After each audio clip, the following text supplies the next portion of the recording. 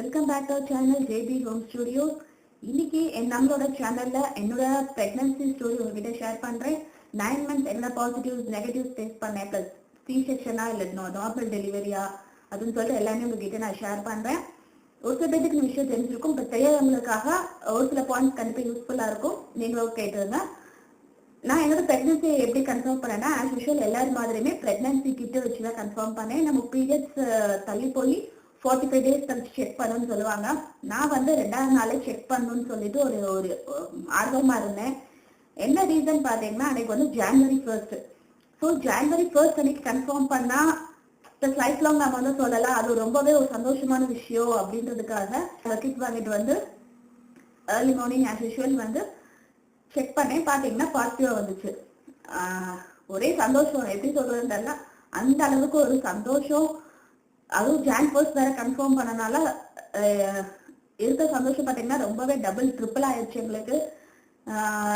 எங்க 2 பேருமே எங்களுக்கு வந்து அவ்வளோ ஒரு ஹாப்பி மூமெண்ட். அது வந்து லைஃப்ல மறக்கவே முடியாது. January 1st 2015 கன்ஃபார்ம் ஆச்சு. எங்களை எல்லாருக்கும் விஷ் பண்ணும்போது ஹாப்பி நியூ இயரோட நாங்க இந்த சந்தோஷத்தை சொல்றதுனால எல்லாருக்குமே ரொம்ப சந்தோஷம். நாங்க வந்து மும்பைல இருந்தோம். ஸோ நானும் ராஜேஷ் மட்டும் தான் இருந்தாங்க. ஸோ ஊருக்கு தான் அம்மா அப்பா அத்தம்மா எல்லாத்துக்குமே நாங்க ஃபோன் பண்ணிருக்கோம். ஸோ அன்னைக்கு நியூ இயர் பாத்தீங்கன்னா ரொம்பவே ஜாலியா போச்சு எங்களுக்கு.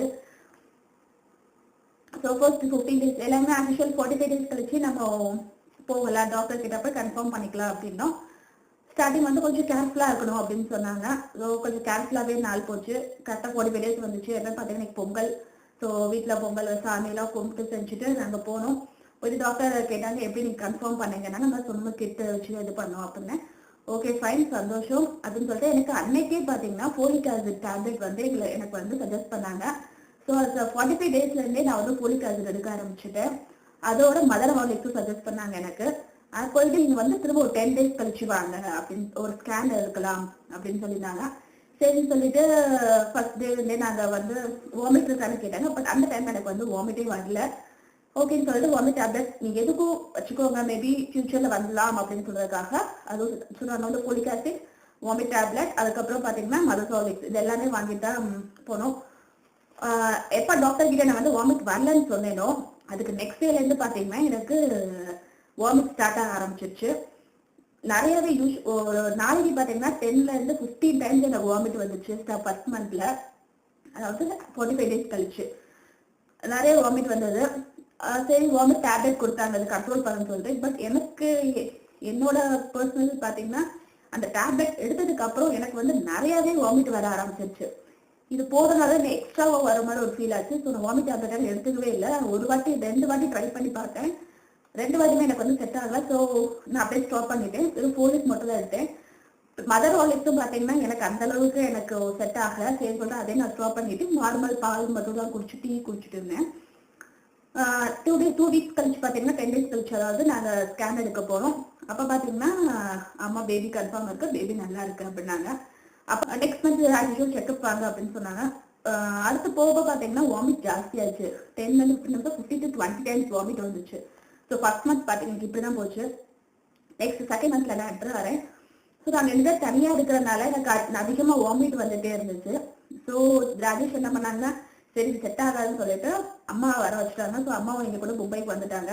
அம்மா வந்ததுக்கு அப்புறம் அம்மாக்கு உங்களுக்கே தெரியும், அஸ் அ பேரண்ட் அவங்க நம்ம எப்படி கைட் பண்ணுவாங்க, நார்மலாவே பயங்கரமா கைட் பண்ணுவாங்க. இப்போ நம்ம கன்சீவா இருக்கிறதுனால ரொம்ப எக்ஸ்ட்ரா கேரோட எடுத்து பயங்கரமா கைட் பண்ணுவாங்க. அப்படியே எனக்கும் கைட் பண்ணாங்க. ஏதாவது சாப்பிட்டு கொடுத்துட்டே நான் வாமிட் எடுத்தாலும் பரவாயில்ல, பட் நீ சாப்பிட்டுக்கிட்டே இருக்கணும், ஏதாவது 1 வாய் 2 வாயாவது வந்து வயிற்றுல இருக்குன்றதுக்காக கண்டினியூஸா அவங்க சாப்பிட்டு கொடுத்துட்டே இருந்தாங்க. அப்ப நான் புளிப்பு மிட்டாய் நிறைய எடுத்து சாப்பிட்டேன். ஒரு நாளைக்கு ஒரு 20 to 30 புளிப்பு மிட்டாய் சாப்பிட்டுக்கிட்டே இருப்பேன். அது வாமிட் கண்ட்ரோல் ஆகும் அப்படின்றதுக்காக புளிப்பு மிட்டாய் நிறைய சாப்பிட்டேன். அப்புறம் பால் இது பண்ணனால அம்மா என்ன பண்ணாங்கன்னா, செகண்ட் மந்த்ல இருந்தே பால்ல வந்து கொஞ்சம் ஒரு 1/2 ஸ்பூன் இல்லை ஒரு 3/4 ஸ்பூன் வந்து சத்து மாவு மிக்ஸ் பண்ணி அப்பவே கொடுக்க ஆரம்பிச்சாங்க. அட்லீஸ்ட் வாமிட் வந்தா கூட சத்து மாவு வந்து கொஞ்சம் உங்களுக்கு ஸ்டென்னா கொடுக்கும் அப்படின்றதுக்காக ஒரு 3/4 ஸ்பூன் போட்டு தண்ணியா வந்து சத்து மாவு கொடுக்க ஆரம்பிச்சாங்க. சத்து மாவு சாப்பிட ஆரம்பிச்சேன் நான். அப்புறம் எனக்கு வாமிட் அதிகமானால இஞ்சி டீ குடிச்சா எனக்கு ஓரளவு கண்ட்ரோல் ஆச்சு. அந்த டைம்ல என்னோட பர்சனல் இது வந்து வந்து அப்ப இஞ்சி டீ நிறைய குடிக்க ஆரம்பிச்சு. ஒரு இஞ்சி டீ குடிச்சா ஒரு 2 hours வந்து ஒரு வாமிட் சென்சேஷன் இல்லாம இருக்கும். இதான் என்னோட வாமிட்டிங் டைம்ல பாத்தீங்கன்னா இதெல்லாம் என்னோட ரொம்பவே ஹெல்ப்ஃபுல்லா இருந்துச்சு எனக்கு. நெக்ஸ்ட் நாங்க செகண்ட் மந்த்னால நாங்க செக்அப் போனோம். அப்போ எனக்கு ஒரு ஸ்கேன் எடுத்தாங்க. அந்த டைம்ல வந்து ஹஸ்பண்ட் அலோ சொன்னாங்க. ஸோ அவர் உள்ள வந்தாங்க. ஸோ உள்ள வந்து அவர் தான் ஃபர்ஸ்ட் வந்து செகண்ட் மந்த்லேயே பேபியை பார்த்தாரு. அவ்வளோ சந்தோஷம் அவருக்கு. பட் நமக்கு ஸ்கேன் இது படுத்துறதுனால நமக்கு தெரியல, நம்மளே பார்க்க விடல, அவங்க மட்டும் தான் பார்த்தாங்க. ஸோ அந்த டைம்ல அவருக்கே ரொம்ப சந்தோஷம், நான் தான் என்னோட ஃபர்ஸ்ட் குழந்தைய பார்த்தேன் அப்படின்ற மாதிரி. ஸோ செகண்ட் மந்த் எப்படி போச்சு, தேர்ட் மந்த்ல என்றாரு. வாமிட் எனக்கு குறையவே இல்லை, அதே வாமிட் சோழவே குறையவே இல்லை. அப்புறம் பார்த்து ஃபீவர் வர ஆரம்பிச்சிச்சு. 3 days பார்த்தேன் ஃபீவர் இருந்துச்சு, ஃபீவர் குறையவே இல்லை. ஹாஸ்பிட்டல் நாங்கள் போய் கேட்டோம் என்ன மாதிரின்னா, ஒரு கிட்டத்தட்ட ஃபீவர் வருது யூஸ்வல் தான், இது ஒன்றும் ப்ராப்ளம் கிடையாது, நீங்க யூஸ்வல் டேப்லெட்ஸும் ஆன்டிபயோட்டிக் எடுத்துக்கோங்கன்னு சொல்லி சஜஸ்ட் பண்ணாங்க. அதை மட்டும் நான் சாப்பிட்டேன். அப்புறம் ராஜேஷ்க்கு வந்து பாத்தீங்கன்னா அப்புறம் டிராவல் பண்ற மாதிரி இருந்துச்சு. ஸோ அவர் இல்லைன்னா நான் மட்டும் அங்கே என்ன பண்றது. ஸோ அம்மா அப்பா நாங்கள் 2 பேருமே கோயம்புத்தூர் போகலாம்னு சொல்லிட்டு ஒரு பிளான்ல இருந்தது. ஸோ 3rd month செக் போகும்போது நாங்கள் இதையும் கேட்டோம் டிராவல் பண்ணேன். சரி டாக்டர் சொன்னாங்க 3 months டிராவல் பண்ணக்கூடாது, ஃப்ளைட்ல தானா, ஈவன் ஃப்ளைட்ல கூட it's not a safe, so வேண்டாம் அப்படின்னு மாதிரி சொல்லிட்டாங்க டாக்டர். ஸோ ஆஃப்டர் 3 months கழிச்சு நீங்க சும்மா ஜென்ரலா இருந்து செக் பண்ணிட்டு நான் சொல்றேன் பாத்துக்கலாம் அப்படின்னாங்க. சரி ஓகே ஃபைன். அப்பவே ஸ்டார்டிங்லயே வந்து நல்ல சத்தானதா கொஞ்சம், அதை என்ன சொன்னாங்க, நிறைய எவ்வளோ கண்டென்ட் சாப்பிட்றத விட கொஞ்சம் சாப்பிட்டாலும் நல்ல சத்தானதா சாப்பிடுங்க அப்படின்ற மாதிரி எனக்கு வந்து சஜஸ்ட் பண்ணியிருந்தாங்க. 3rd month வந்து இப்படிதான் போச்சு. ஸோ நெக்ஸ்ட் 4th monthல என்ட்ரி ஆகிறேன். 4th month என்ட்ரி ஆகும்போது செக்அப் போவேன். செக்அப் போயிட்டு டாக்டர் ஃபைன் நல்லா இருக்கீங்க, நீங்க டிராவல் பண்ணலாம் அப்படின்ற மாதிரி டாக்டர் சொல்றாங்க. ஸோ அவங்க நெக்ஸ்ட் டே மார்னிங் ஃபிளைட்டு, எங்களுக்கு ஈவினிங் முதல் நாள். ஸோ நாங்கள் வந்து ஊருக்கு போயிட்டோம். அந்த டைம்ல பாத்தீங்கன்னா ஃபர்ஸ்ட் அவர் விட்டு பிரியல, என்னடா ரொம்ப கஷ்டமாக இருந்துச்சு. இந்த டைம்ல வந்து ஹஸ்பண்ட் கூட இருந்தா ரொம்ப சந்தோஷம்னு சொல்லுவாங்க. அந்த மொமெண்ட் நான் மிஸ் பண்ணேன். போனோம். ஸோ அம்மா வீட்டுக்கு போனேன். அப்போ பாத்தீங்கன்னா 4th month compared to first second 3rd monthோட வாமிட் வந்து 20 times இருந்தது வந்து எனக்கு ஒரு 15 times குறைய ஆரம்பிச்சிச்சு. ஸோ வெயிட் பாத்தீங்கன்னா நான் வந்து வெயிட் ஏறவே இல்லை, என்ன வெயிட்ல இருந்தேனோ அதே வெயிட்ல அப்படியே தான் இதா இருந்தேன். ஒன்ஸ் அது ஊருக்கு ரீச் ஆனேன். லோக்கல் நம்ம டாக்டர், சரி ஓகே ஒரு டாக்டர் பார்த்தா லாஸ்ட் வரைக்கும் டெலிவரி அங்கேயே பார்த்துடலாம், ஒரே டாக்டரா இருந்தாங்க, அவங்களுக்கும் ஒரு ஐடியா கிடைக்கும் ஸ்டார்டிங்ல இருந்து நம்ம குழந்தை எப்படி இருந்துச்சு, ஸோ டில் பிரெக்னன்சி டைம்ல எப்படி ஹேண்டில் பண்ணலான்ற மாதிரி. எங்க பக்கத்துலேயே வந்து ரிலேஷன், அவங்க ஃபேமிலி டாக்டர் தான். ஸோ அவங்கள பார்த்து கன்சல்ட் பண்ணோம். அப்ப நான் வந்து சொன்னேன் இந்த மாதிரி டிராவல் பண்றதுக்கு எதுக்கு ஒரு வாட்டி ஸ்கேன் எடுத்து பார்த்தா ரொம்ப நல்லது அப்படின்னு. பட் அப்ப அந்த டாக்டர் என்ன சொன்னாங்கன்னா, ஒரு ஸ்கேன் வந்து கிட்டத்தட்ட 700 to 800 எக்ஸைக்கு வந்து ஈக்குவல், அது வந்து ரொம்பவே குழந்தைய அஃபெக்ட் பண்ணும். ஸோ ஸ்கேன் எடுக்கணும் அவசியம் கிடையாது, நீ ஒன்றும் பயப்பட வேண்டாம். ஸோ ஸ்கேன் வந்து எவ்வளோக்கு அவாய்ட் பண்ணுது அவ்வளோக்கு குழந்தைக்கு ரொம்பவே நல்லது அப்படின்ற மாதிரி அவங்க எனக்கு அட்வைஸ் பண்ணாங்க. சரி ஓகே ஃபைன், ஆக்சுவலி நீங்க சொன்னா ஓகே அப்படின்ற மாதிரி. ஸோ ஃபர்ஸ்ட் மந்த் நமக்கு வந்து அந்த ஸ்கேன் எடுத்தாங்கன்னா அதுலேயே வந்து நம்மளோட டியூ டேட் சொல்லுவாங்க. எனக்கு வந்து பாத்தீங்கன்னா September 12th சொன்னாங்க. இப்ப நான் 4th month இங்க வந்து செக் பண்ணும்போது September 7th சொன்னாங்க. ஒரு 1 week பிஃபோராவே எனக்கு வந்து டியூ டேட் காமிச்சாங்க. ஸோ ஒன் வீக் ஒரு முன்ன பின்னதான் இருக்கும், ரொம்ப அக்யூரேட்டா சொல்ல முடியாதுல்ல அப்படின்னாங்க. சரி ஓகே. ஸோ எல்லாமே எங்களுக்கு வந்து மொபைல் தான். ஸோ மொபைல்லயே பேசிட்டு இருந்தோம், வீடியோ கால், இப்படியே தான் எங்களுக்கு வந்து 4th month போச்சு. 5th month பாத்தீங்கன்னா நமக்கு அனாமலை ஸ்கேன் எடுக்கும்போது அது குழந்தைகளோட வந்து பார்ட்ஸ் வந்து எல்லாமே கரெக்டா இருக்கா அப்படின்றதுக்காக அப்ப செக் பண்ணும்போது ஹஸ்பண்ட் அலோனாங்க. பட் அவரால் வர முடியல அந்த டைம்ல. ஓகேன்ட்டு அம்மா அத்தம்மா எல்லாருமே வந்து குழந்தைய பார்த்தாங்க, நான் குழந்தைய பார்த்தேன். டாக்டரே சொன்னாங்க இது வந்து குழந்தையோட விரல், காலு, காது அப்படின்னு கண்ணு அப்படின்னு சொல்லும்போது அப்பவே வந்து நம்ம குழந்தை நமக்கு ஒரு கையில இருக்கிற மாதிரி ஒரு ஃபீலாவே ஆச்சு. அவ்வளோ அழகா குட்டி குட்டியா விரலுங்கெல்லாம், குட்டி குட்டி காலில் இருந்துச்சு. பார்த்தது ஒரு 30 seconds இருந்தா அப்புறம் பார்த்தீங்கன்னா கட்டல் திரும்ப ஆரம்பிச்சிட்டாங்க. சரி ஓகே, அட்லீஸ்ட் எனக்கு 30 seconds ஆகுது நான் பார்த்தேன்ற மாதிரி எனக்கு ரொம்பவே சந்தோஷமா இருந்துச்சு. அப்புறம் வந்து செக் பண்ணிட்டு எல்லா பார்ட்ஸ் எல்லாமே ரொம்பவே நல்லா இருக்கு, ஒன்றும் பிரச்சனை இல்லை. குழந்தை வந்து 5th month என்ன ஹைட்டு வெயிட்டு இருக்கணுமோ அது கரெக்டா ப்ராப்பரா இருக்கு அப்படின்னாங்க. நெக்ஸ்ட் பார்த்தீங்கன்னா பிளட், சுகர் எல்லாமே செக் பண்ணாங்க. சுகர் எல்லாமே கரெக்டா இருந்துச்சு. பிளட் வந்து எனக்கு கம்மியாக வந்துச்சு. பேசிக்காவே எனக்கு அனிமிக் இருக்கிறதுனால நம்ம கன்சீவா இருக்கும்போது நம்மளோட பிளட் வந்து குழந்தைக்கு போறதுனால நமக்கு இருக்கிற பிளட் இன்னும் கொஞ்சம் லெவல் கம்மியாகும்.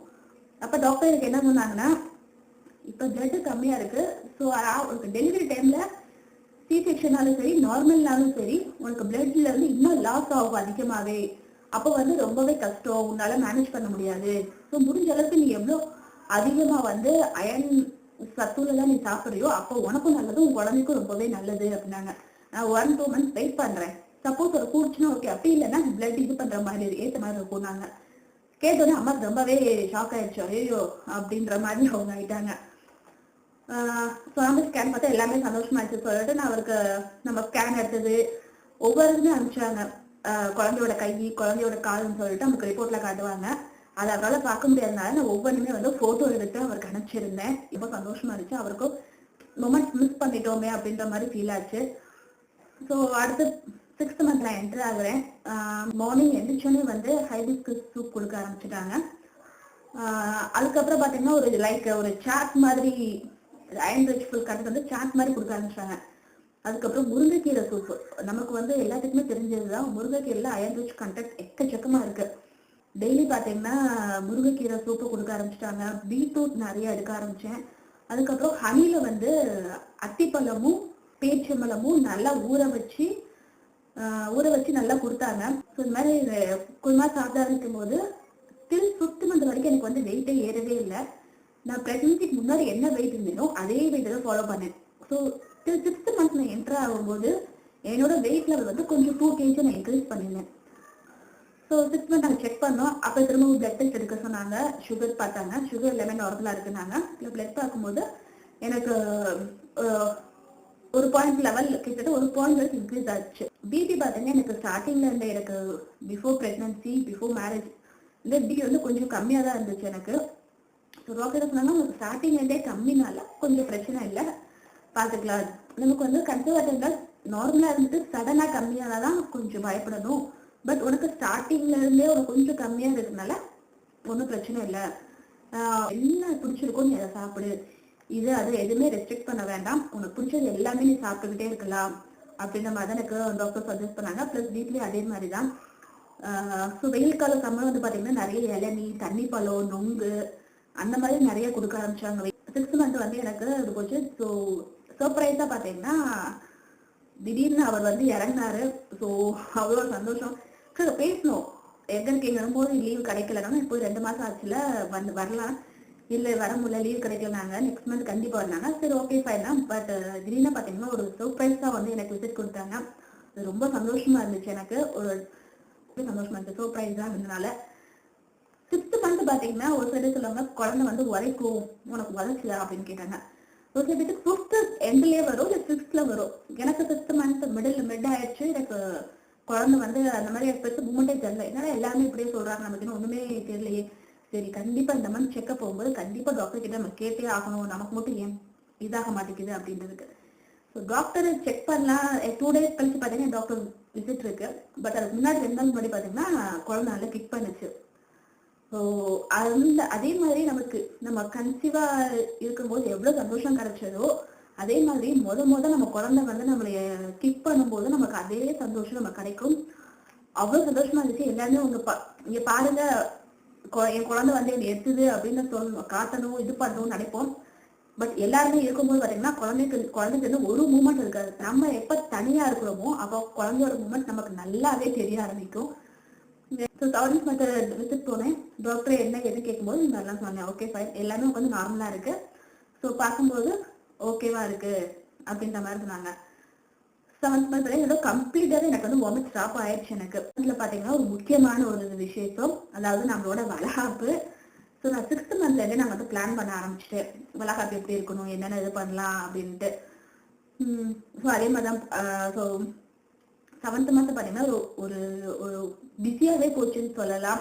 நம்ம வளகாப்பு இருக்கு, ஒரு எதிர்பார்ப்பு நம்ம குழந்தைக்காக முதல் நடக்கிற ஒரு ஃபங்க்ஷன். ஆக்சுவலி மாசமா இருக்கும் போதே குழந்தை வயிற்றுக்குள்ள இருக்கும் போதே குழந்தைக்கு நடக்கிற முதல் ஃபங்க்ஷன் எப்படி இருக்கணும் அப்படின்ற மாதிரி ஒரு இது போச்சு.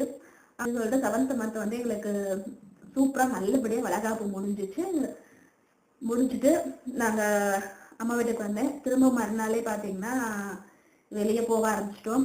ஆஃப்டர் 1 week அவங்க கிளம்பிட்டாங்க. ஸோ 7th month இப்படிதான் போச்சு. அடுத்த 8th month பாத்தீங்கன்னா டாக்டர் விசிட் போகும்போது எப்படி இருக்கு, என்ன ஏது மூமெண்ட்ல எப்படி இருக்கு அப்படின்ற மாதிரி கேட்டாங்க.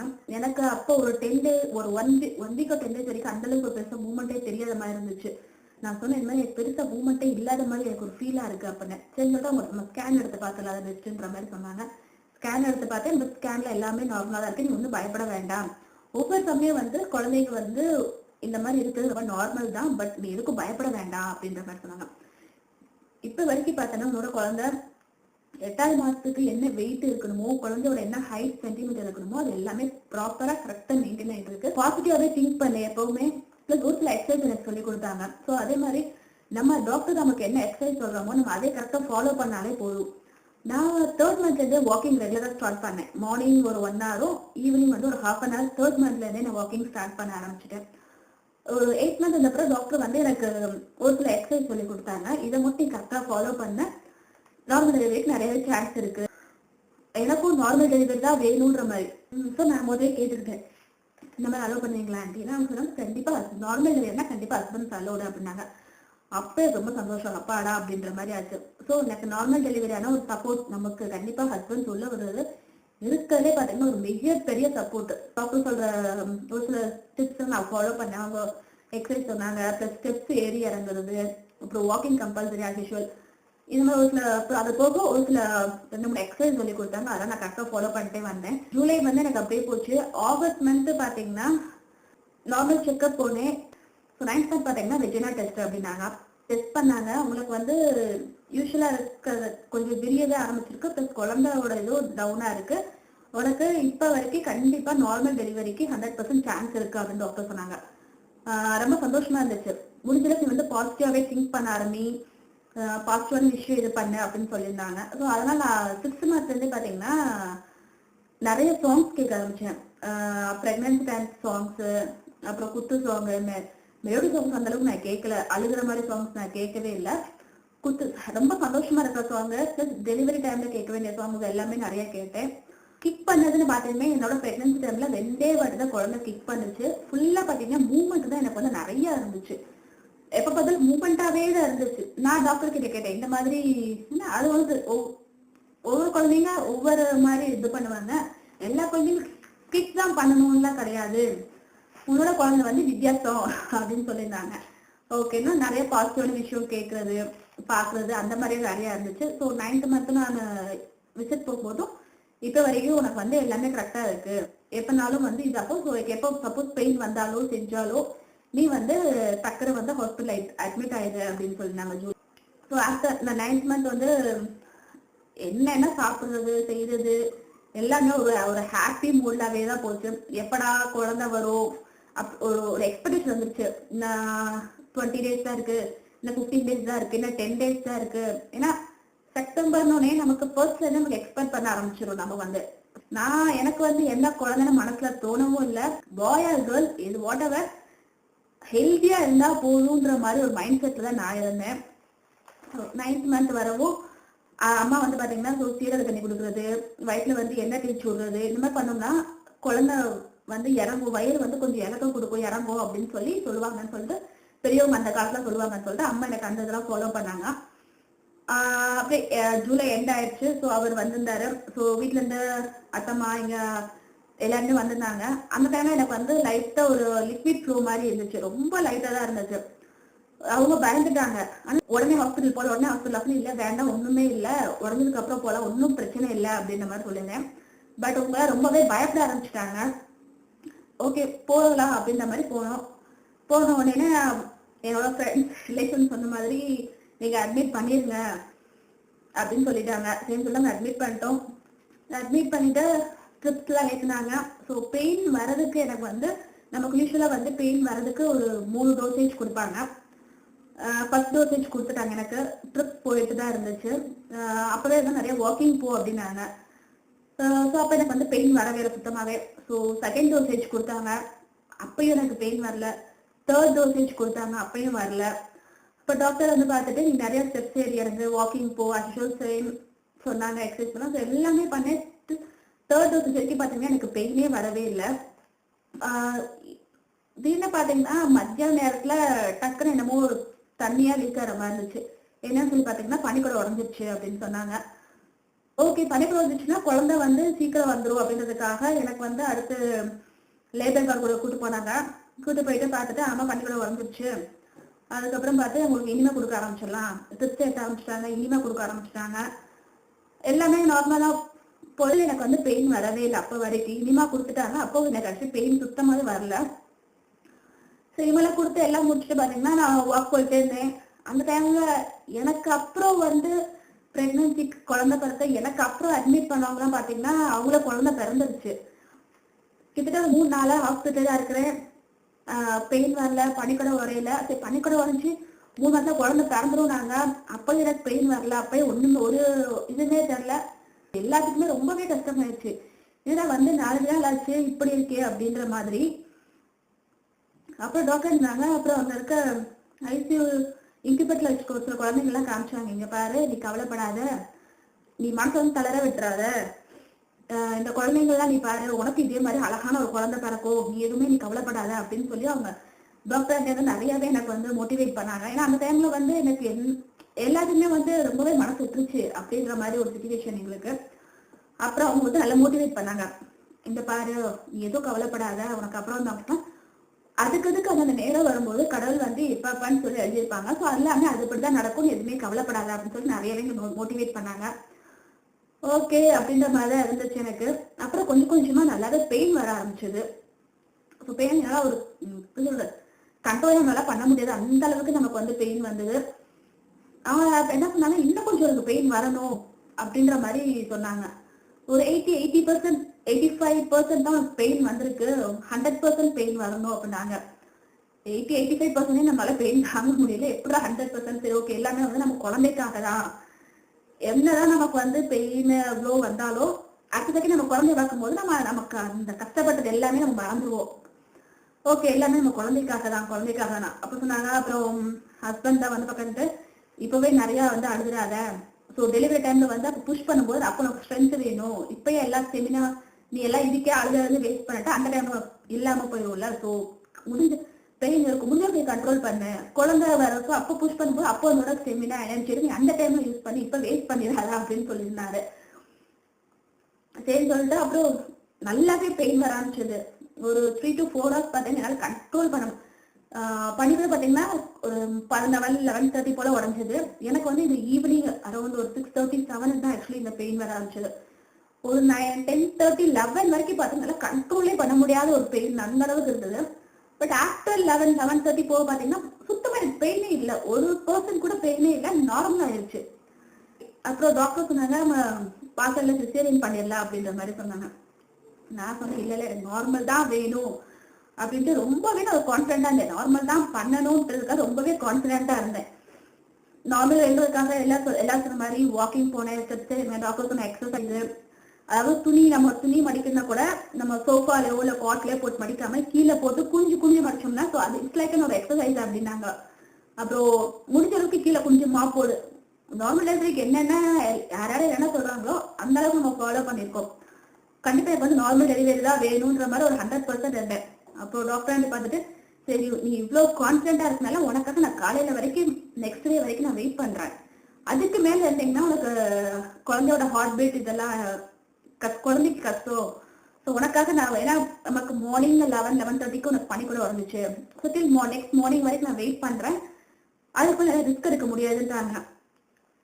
ஓகே, அது மாதிரி பெயின் வர்றதுக்கு 3 டோசேஜா கொடுக்கும். எனக்கு 3மே முதலே கொடுத்துட்டாங்க. கொடுத்து ஒரு நாளுக்கு அப்புறம் தான் எனக்கு பனிக்குழந்தை உடைய ஆரம்பிச்சது. ஸோ திரும்ப எனக்கு வந்து அடுத்து கொடுக்கணுன்ற மாதிரி இதுக்கு கொடுக்கவும் முடியாதுன்றதுனால திரும்ப பெயின் வரதா பாக்கலாம், நைட் ஃபுல்லா நீ இது ஃப்ரீயா ரெஸ்ட் எடு, ஒன்றும் ரொம்ப திங்க் பண்ணாத, பாஸ்டரை திங்க் பண்ண, ரொம்ப ஸ்ட்ராங்கா இரு அப்படின்னாங்க. இந்த டைம்ல நம்ம வந்து நம்ம மனசளவும் வீக் ஆயிட்டோம்னாலே ரொம்ப ஒடிஞ்சிருவோம். ஸோ முடிஞ்ச அளவுக்கு நம்ம பாடி வீக்கா இருக்கிறது நம்ம மனசளவு ரொம்பவே ஸ்ட்ராங்கா இருக்கணும். அந்த டைம்ல நான் ரொம்பவே ஸ்ட்ராங்கா தான் இருந்தேன்.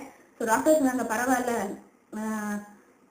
நான் நிறைய பேஷண்ட்ஸ் அவங்க அந்த டாக்டர் நிறைய பேஷண்ட்ஸ் அவங்க பார்த்துருக்காங்க, பட் நீ வந்து ரொம்பவே ஸ்ட்ராங்கா தான் இருக்க மனசளவுல, எனக்கு உனக்காகவே நான் வந்து மார்னிங் வரைக்கும் நான் வெயிட் பண்றேன், கண்டிப்பா நீ கவலைப்படாதன்ற மாதிரி சொல்லியிருந்தாங்க.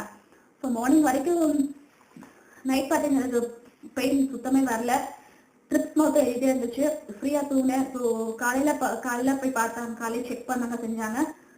குழந்தையோட ஹார்ட் பீட்ல இருக்கு அப்படின்னாங்க. நம்ம இன்னும் கொஞ்சம் 2 to 3 hours வெயிட் பண்ணலாம் அப்படின்ற மாதிரி சொன்னாங்க. ஸோ எங்களுக்கு எதுக்குள்ள அந்த டைம்ல வந்து எல்லாருக்குமே ஒரு டென்ஷன், என்னடான்ற மாதிரி, என்ன குழந்தையும் அது சேஃபா இருக்கணும், அம்மாவும் சேஃபா இருக்கணும்ன்ற மாதிரி ஒரு கட்டாயத்துல எல்லாமே வர ஆரம்பிச்சிட்டாங்க. ஸோ அது என்னதாங்க, நார்மல் இல்லையாலும் பரவாயில்ல, அட்லீஸ்ட் சிசேரியாவது நீ பண்ணிக்கோ, இது வந்தாலும் ஓகே, நீயே நார்மல் ரொம்ப இதுவா இருக்க, சிசேரியனாலும் பரவாயில்ல, நமக்கு வந்து நீயும் குழந்தையும் சேஃபா இருந்தாலே போதுன்ற மாதிரி ராஜேஷ், அம்மா, அப்பா எல்லாருமே சொல்ல ஆரம்பிச்சிட்டாங்க. ஓகே டாக்டர் 2 3 ஹார்ஸ் வெயிட் பண்ண சொல்லிருக்காங்க, பார்க்கலாம் அப்படின்னு. அப்பயும் நான் வந்து மனசு வரல, நார்மல் தான் வேணும்ன்றதுக்காக வெயிட் பண்ணி பார்த்தேன். அதுக்கப்புறம் திரும்ப செக் பண்ணி பார்த்தீங்கன்னா டாக்டர் சொன்னாங்க, இல்லை இதுக்கு மேலே வெயிட் பண்ண முடியாது, குழந்தையோட ஹார்ட் பீட் வந்து கொஞ்சம் குறைய ஆரம்பிக்குதுன்ற மாதிரி சொல்ல ஆரம்பிச்சிட்டாங்க. ஸோ குழந்தைக்கு ஏதாவது ஒன்றுனா நம்ம தெரியுதுல்ல, சரி ஓகே சி செக்ஷனே பண்ணிருங்க அப்படின்னு சொல்லி லாஸ்டா சொல்லிட்டேன். ஸோ லாஸ்டா ஒரு 1 வீக்கா நான் வந்து நார்மலுக்காக ரொம்பவே கஷ்டப்பட்டு பெயின்ல இது பண்ணி, எனக்கு அப்புறம் வந்ததுலாம் குழந்தை தான். எனக்கு அப்புறம் வந்த சி செக்ஷன் சரி, நார்மல் சரி, எல்லாருமே வீட்டுக்கு போயிட்டாங்க. ஸோ இந்த அளவுக்கு கஷ்டப்பட்டு கடைசியா சி செக்ஷனா பிளஸ் நார்மல் டெலிவரிக்கு வர வேண்டிய பெயினும் வந்து சரி ஓகே ஃபைன், அட்லாஸ்ட் நம்ம குழந்தை வந்து நம்ம சேஃபா இருந்தா போதுன்ற மாதிரி மைண்ட் செட் தான் எல்லாருக்குமே வருவாங்க. ஸோ சி செக்ஷன் தான் பண்ணாங்க எனக்கு கடைசியா. ஸோ சி செக்ஷன் பண்ணிட்டு குழந்தை வந்து எனக்கு வந்து நமக்கு வந்து அந்த பெயின் முதுகு இன்ஜெக்ஷன் போடனால அந்த அளவுக்கு உணர்ச்சி தெரியாது. பட் பாப்பா வெளியே வந்துச்சு அப்படின்னு சொன்னாங்க. நான் வந்து அது கேர்ள் பேபியா பாய் பேபியா எதுவுமே கேட்கல. ஏன்னா குழந்தை ஒன்ஸ் வெளியே வந்தோடனே அழுத சத்தம் கேட்கணும், அதான் குழந்தைக்கு வந்து நல்லா நல்லா இருக்குன்னு சொல்லுவாங்க. எனக்கு வந்து பாப்பாவோட சத்தம் கேட்கல. எனக்கு வந்து குழந்தை வந்துருச்சுன்னு தெரியுது, எனக்கு வந்து குழந்தை நல்லா இருக்கா இல்ல பாயா கேர்ளா எதுவுமே எனக்கு கேட்கணும் மைண்ட்ல சுத்தமாவே இல்லை. பாப்பா ஏன் அழவே இல்லை, குழந்தை ஏன் அழவே இல்லைன்ற மாதிரி தான் மைண்ட் செட் இருந்துச்சு. ஒரு நிமிஷம் கழிச்சு அப்பதான் குழந்தை இருந்துச்சு. அப்பாடா ஓகே ஃபைன், குழந்தை வந்து நல்லா இருக்கு. அழுதுக்கு அப்புறம் தான் எனக்கு சந்தோஷமே வந்துச்சு. அதுக்கப்புறம் டாக்டர் ஏன்னா என்ன குழந்தைன்னு கேட்கவே இல்லை நாங்க. சரி இப்ப சொல்லுங்க என்ன குழந்தை அப்படின்னா, அதுக்கப்புறம் பாப்பா வீட்டு வந்து காமிச்சாங்க. அது வந்து கேர்ள் பேபி, ரொம்பவே சந்தோஷம். அப்புறம் வெளியே போய் எல்லாருக்குமே காமிச்சாங்க. காமிச்சு செஞ்சு எல்லாருக்குமே ரொம்ப சந்தோஷம். அப்புறம் ஒரு 2 3 ஹார்ஸ் கழிச்சு என்னைய இது பண்ணாங்க. பட் நமக்கு மயக்கம் தானே இருக்கும். ஸோ நைட் வரைக்கும் நான் ஃபீல் பண்ணவே இல்லை. அந்த மொமெண்ட் பார்த்தீங்கன்னா அந்த அளவுக்கு ஒரு சந்தோஷம். ஸோ குழந்தை போனோடனே எல்லாத்துக்குமே ரொம்ப ரொம்ப ரொம்பவே சந்தோஷமா இருந்துச்சு. அந்த மொமெண்ட் எனக்கு ராஜேஷ்க்கு ஒரு எப்படி எக்ஸ்பிரஸ் பண்ண தெரியல. ஸோ குழந்தை ஃபர்ஸ்ட் வெளியே போனாலுமே ராஜேஷ் வந்து ஓகே பாப்பா ரொம்ப சேஃப், பாப்பா நல்லா இருக்கா, ஜெய்ஸ்ரீ என்னாச்சு அப்படின்னு சொல்லிட்டு ஃபர்ஸ்ட் அவர் கேட்டதான். அதுக்கப்புறம் தான் என் தங்கச்சி, அம்மா, அப்பா எல்லாத்துக்குமே வந்து ஆமால ஜெய்ஸ்ரீக்கு என்னாச்சு அப்படின்ற மாதிரி கேட்டிருந்தாங்க. அப்புறம் 2 2 days ஹாஸ் கழிச்சு நாங்க வந்து இது பண்ணி ஐசியில வச்சோம் அப்படின்னு. அப்ப அந்த மயக்கத்துல என்னால அந்த ஒரு டைம் பாப்பா பார்த்து வருது. அதுக்கப்புறம் மயக்கத்துல தான் இருந்தேன், ஒண்ணுமே தெரியல. அப்புறம் நைட்டு தான் பாப்பாவும் பாத்தீங்கன்னா இன்குபேட்டர்ல வச்சிருந்தாங்க நான் வர வரைக்கும். நைட் அரௌண்ட் ஒரு 10 10:30க்கு தான் வந்து பாப்பா வந்து என் கையிலேயே கொடுத்தாங்க ஃபீட் பண்ற சொல்லி. ஸோ அந்த டைம்ல வாங்கின மொமெண்ட் பாத்தீங்கன்னா அந்த அளவுக்கு, ஏன்னா அதுக்கு முன்னாடி காமிச்சாங்க. பட் நம்ம அந்த மயக்கத்துல பிளஸ் அவங்க இது பண்ணிட்டேனால அந்த அளவுக்கு இது பண்ண முடியாது. பட் எப்ப நம்ம குழந்தைய நம்ம வந்து கையில வாங்கினோமோ அந்த செகண்ட் பாத்தீங்கன்னாலே நம்ம வார்த்தையால எக்ஸ்பிரஸ் பண்ண முடியாது. அந்த அளவுக்கு ஒரு சந்தோஷமான ஒரு மொமெண்ட், லைஃப்ல மறக்கவே முடியாத மொமெண்ட். ஸோ நாங்க எக்ஸ்பெக்ட் பண்ண மாதிரியே September 1st 2015 எங்களுக்கு வந்து பாப்பா பிறந்தா. பாய் ஆர் கேர்ள் எந்த குழந்தை பண்ணாலும் பாப்பா தம்பின்னு சொல்ல வேண்டாம், எடுத்தோடனே வந்து அவங்க பேர் சொன்னா நல்லா இருக்கணும், பேர் சொன்னா நல்லா இருக்கும் அப்படின்னு ஒரு ஃபீலுக்காக நாங்க வளகாப்பு முடிஞ்ச டைம்லயே காமனா ஒரு பேர் என்ன, ஏன்னா நியூமராலஜி பத்தி நம்ம நியூமராலஜி வைஸ் நேம் வைப்போம், அதுக்கு முன்னாடி செல்லமா ஒரு பேர் வைக்கலாமே அப்படின்னு 2 பேர் திங்க் பண்ணி நாங்க அப்பதான் நான் 7th month ஆஃப்டர் டெலிவரி எப்படி சொல்றது வளகாப்பு முடிச்சோடனே நாங்க 2 பேரும் டிஸ்கஸ் பண்ணி மம்முன்னு சூஸ் பண்ணோம். ஸோ மம்முங்கிற நேம் வந்து போயர்கள் எதுவாக இருந்தாலும் எந்த ஜெண்டர்னாலும் ஈக்குவல் தான் அப்படின்றத. ஸோ குழந்தை பிறந்து ஃபர்ஸ்ட் வாங்கினோடனே நாங்க 2 பேரும் மம்முன்னு தான் சொல்லி அவளை கூப்பிட்டோம்.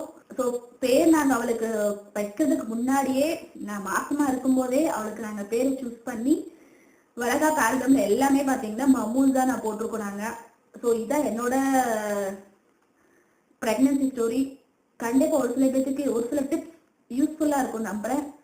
See you on next video. Until then, bye from JB Home Studios.